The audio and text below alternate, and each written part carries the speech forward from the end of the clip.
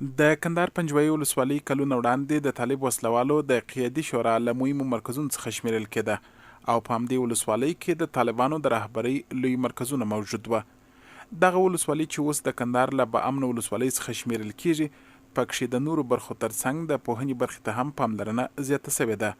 په دې ولسوالۍ کې د عمل د نظر زده کوونکو د خوندي زده کړو لپاره د 40 میلیون افغانۍ په ارزښت د 8 ښوونځیو د ودانیو د جوړولو کار پیل شوی چې د مسؤلینو په خبره د پنجوایي ولسوالۍ د پوهنې له بهیر سره به مرسته وکړي. په ټول کندهار کې شپږ شپېته ودانۍ جوړیږي، شپږ شپېته ښوونځیو ته ودانۍ جوړیږي او په پنجوایي ولسوالۍ کې 8 ښوونځیو ته ودانۍ جوړیږي چې شپږ ابتدایي او 2 متوسطې دي.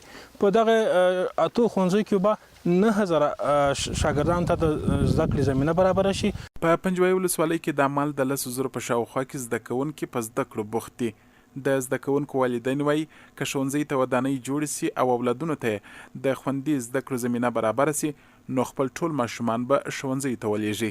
چې موږ دغه ستونزې مخکې درلودې، یا به مو بلندي ته چیرې شاګردان ځغاستله په دې یخو په ګرمیو کې ګای به ژړله تلله به نه، ګای به امکانات نه وي، بایسکل او شی به نه، خو موږ د غریبان خلک امکانات ولاکه لرو.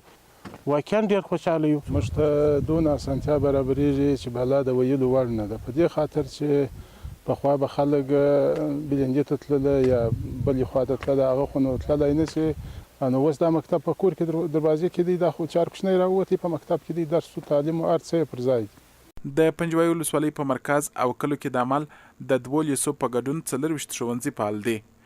د کندهار د پوهنې ریاست ویلي چې د پنجوایي ولسوالۍ لپاره د چټکو زده کړو ترڅنګ د حرفوي او مسلکي زده کړو یو شمېر نور پروګرامونه هم د عمل تر لاس لاندې لري.